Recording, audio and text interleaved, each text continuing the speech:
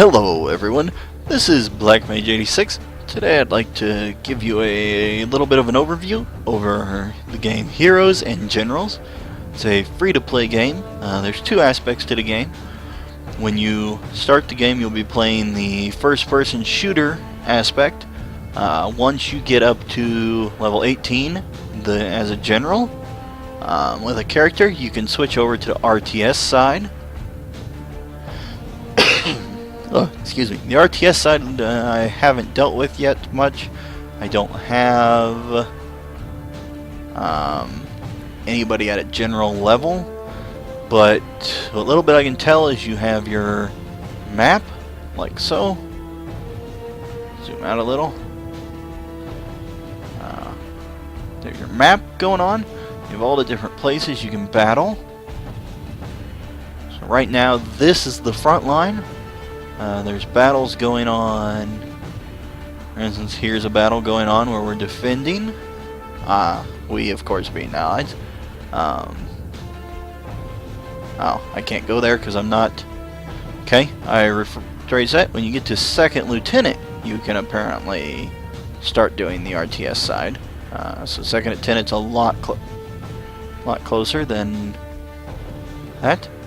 Yeah, second lieutenant's when you get your first command point. So the RTS side, from my understanding, works like so. You get assault teams, which you use command points to buy, and then you deploy those assault teams into a battle. So you can get infantry assault teams, or recon, or tank, or airplane, and then whatever assault teams are deployed, that's the type of soldiers that the first-person shooter players can spawn in, and it has to do with the number of spawns you get as well. The more, for instance, if you had 2 infantry assault teams and the other side only had 1 infantry assault team, you would have twice as many spawns. So a little bit more about the classes. You have different classes. You have tank crewmen, which you can go to at 3, at 4. If you want, you can switch to a fighter pilot. There's paratroopers and recon. You can switch back to infantry if you want. If you decide you don't like playing as a tankman, you can switch back to the infantry. Okay, so this character I could switch to a tank crewman if I wanted to. So I'll show it to you real quick. I'm not going to switch because I don't want him as a tank crewman. But it takes credits to switch. This is the kind of weapons you can use as a tank crewman. You can use field gear, submachine guns. You get different armor types. You start off with a light tank. I believe it's the Chaffee, which has 2 turrets that have heavy machine guns in them. Then you level up your light tanks. See if I can find the light armor ribbon. Okay, here's the light armor ribbon. So you level up your light tanks. You start off with the Chaffee, and then the first one you can get is the M5A Stuart. Then at level 9 you can get the Lee. Or no, I guess it's not the Chaffee. I'm not sure what you start with. Start with a tank that has 2 small turrets. Both have heavy machine guns. And then as you level at 3, 9, and 11, you can get new tank chassis. You can also get medium armor, which again you can unlock the Sherman, and the EZ-8, and the Pershing. And there is heavy armor, which apparently I believe you get the Pershing for the heavy armor. Not 100% sure. There's tank destroyers. The tank destroyer you get is the Hellcat. But again, especially with the tanks, it depends on the assault team. If there's no heavy armor or no tank destroyer assault teams deployed by the generals, you can't spawn in with any of those items. So you would want to keep one of your light tanks and your medium tanks if you were playing a tanker. On the same line of reasoning, this character is always going to be an infantryman, because if there's nothing, if there is no tanks or no fighter assault teams deployed, then I can't deploy my tank crewman or my fighter pilot. So a little bit more about it. You get different weapons. You start off with the M1 Garand, and then as you do things, you can unlock new weapons. You can unlock the grease gun. Start off with M1 Garand. So say you wanted to use the 1911, you'd need to get the 5th grade tactical ribbon to unlock it, and then you would still have to buy it. Same thing, if you want to use the 1918 automatic rifle, you need to get the Rifle Assault 6th grade, which would allow you to unlock it, and then you still have to buy it. So you can see, go back to the 1911 real quick. It's a magazine of 8. Its precision's okay, but not great. It has good stability. It only costs 2 equipment points. You have different types of explosives. I've unlocked, but not bought, the bazooka on this character. You can get different grenades. You can get anti-tank grenades. You get landmines. You can get anti-personnel landmines. You can get Panzer Schreck. Then there's equipment. You can get wrenches, which allow you to repair your vehicles. You get binoculars, which I'm not sure what they do. You can change your ammunition pouches to no pouch, 1 pouch, or 2 pouch. However, I don't have enough to get, I only have 10 points. This is 6 with 2 pouches, this is 4, or 6 with 1 pouch, this is 4 with 1 pouch. So I only have enough for those 2 items. You can also modify your weapons. I haven't modified anything yet, but you can change ammunition. Of course, the more you use them, the more options you'll get. You see, I get the Birdie Clay and the Nitrocellulose Charge, or the Polished Bullets, and you can see Polished Bullets increase stability a little, lower damage, increase rate of fire but lower stability, increase damage but lower range and stability. So there's really no true upgrades, there's just side grades would be the word I'd use. For instance, I've unlocked enough to unlock the option to modify the trigger. I either put a field adjusted hair trigger, which increases rate of fire but lowers range, or I could put a steady trigger, which increases stability but lowers range. Or I can leave it as it is, of course. And show you some of the other ones. There's different springs. This doesn't have the option for different sights. You could put a chrome lined barrel on it. You can change the way it looks, but it costs gold to do so. You can change your name, but it costs money to change it. What else? Okay, so you have combat badges, which give you different things. I'm a veteran. I've backed this, or I guess not backed, I've subscribed for 30 days. So I get to use 2 slots. If you're a free player, you get to use 1 slot. You have all these different ones you can use. You get First Blood, 15% stamina. I use Nimble, which reduces the sounds I make on foot by 25%, since I only have the bronze. And then I use Ghillie, which means that I'm only visible for 7 seconds when I get spotted, instead of longer. And this is kind of misleading. The visible thing is it leaves a marker when you're spotted. So Ghillie reduces that marker's time to 7. It eventually reduces the marker's time to 1 second. There's other ones you can get, like I'm working towards Iron Fist on my explosives character, because he does extra damage to vehicles. I also want to use Grenadier on my explosives character for the same reason. You can get Hoarder. You carry extra magazines. So you could take Hoarder and take no ammo pouches, and if you had a high enough Hoarder, you would still have several magazines. Camouflage, there's no kill cam. That'd be nice, but it's a long ways off for me. My pilot, I'm trying to get bombs away, to give me extra bombs.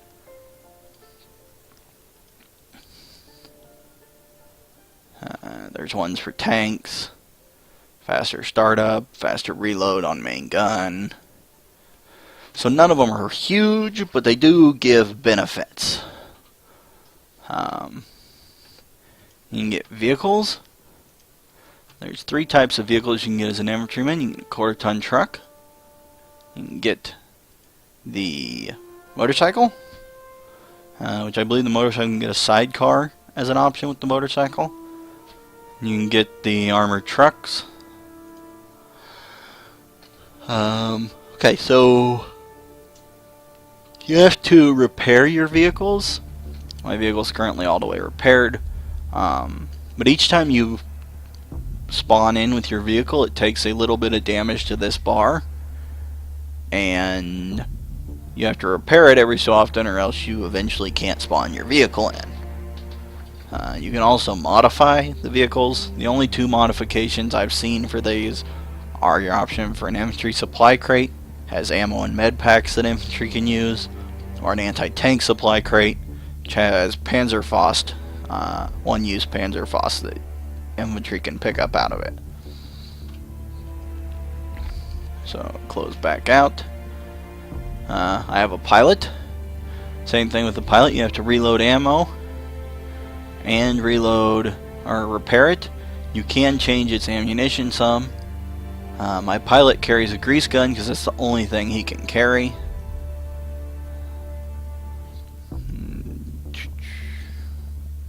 See, this infantryman I'm working up and going to turn into a tank crewman as soon as I get the chance, so I haven't bought anything for him.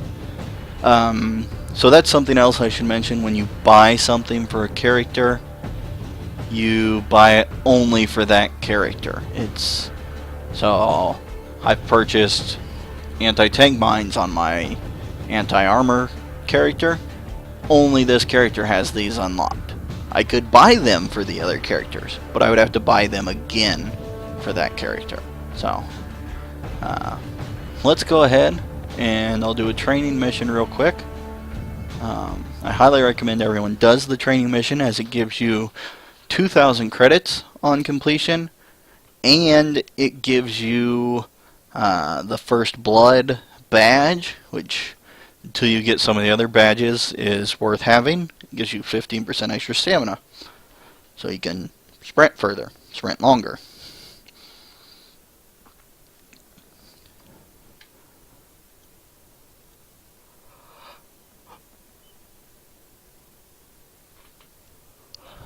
Okay, so when you spawn in, sometimes you're not visible right away. This just kind of lets you get out of the way.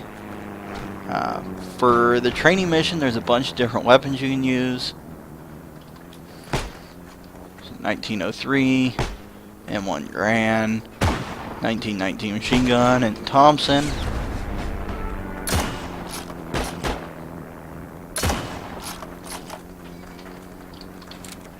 Switch out for the Thompson.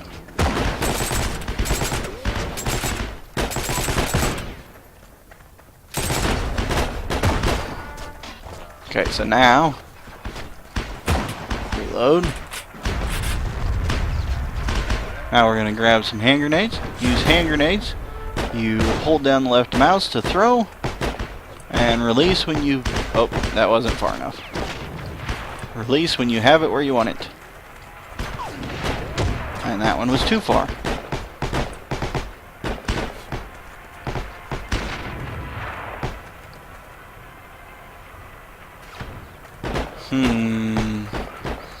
Somebody else killed my machine gunner.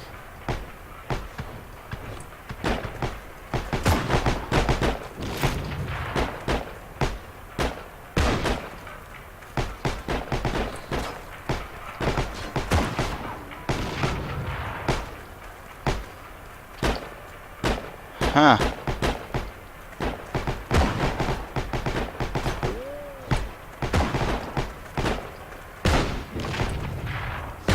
I do believe I'm not going to be able to advance because I didn't kill the machine gunner fast enough.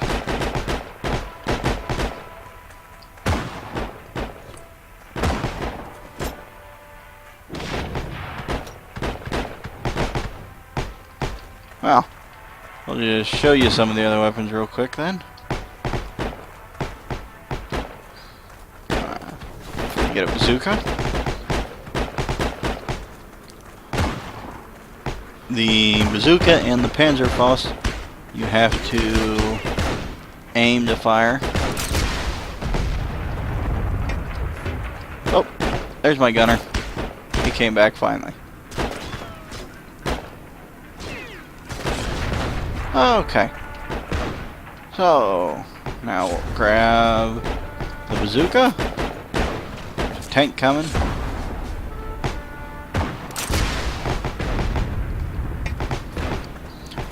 If you look on the bottom right over my ammo counter, you'll see where it says 50 meters. You can adjust that with K.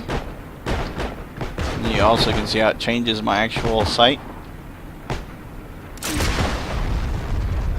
J reduces the range on your sights, K increases the range. Only if you're using something that has adjustable sights, of course.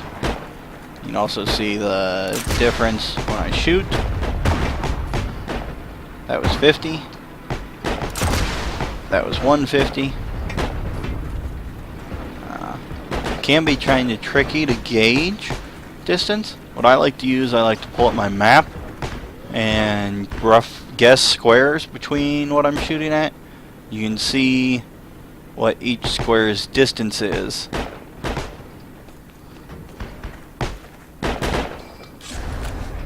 So now I have a sniper rifle.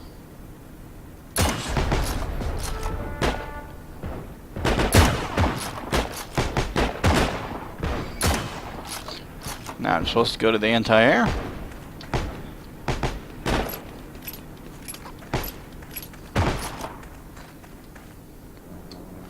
Okay, so a trick with the anti-air is if you scroll back, you can turn faster.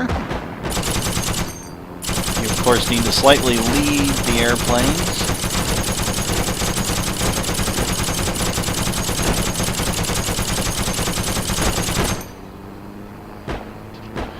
If you look at the bottom right, you'll see how it's got an ammo count, and it also has a little lighter gray area. I'm not going to be able to do it before this ends. When that lighter gray area runs out, it reloads. Or, so you have X number of total rounds with an AA gun, and then you also have a smaller magazine that has to be reloaded periodically while you're shooting. So that's the overview. Thank you for watching. If you come back, I'll be doing a couple of videos of actual in-game battles. So come back for that. See you next time.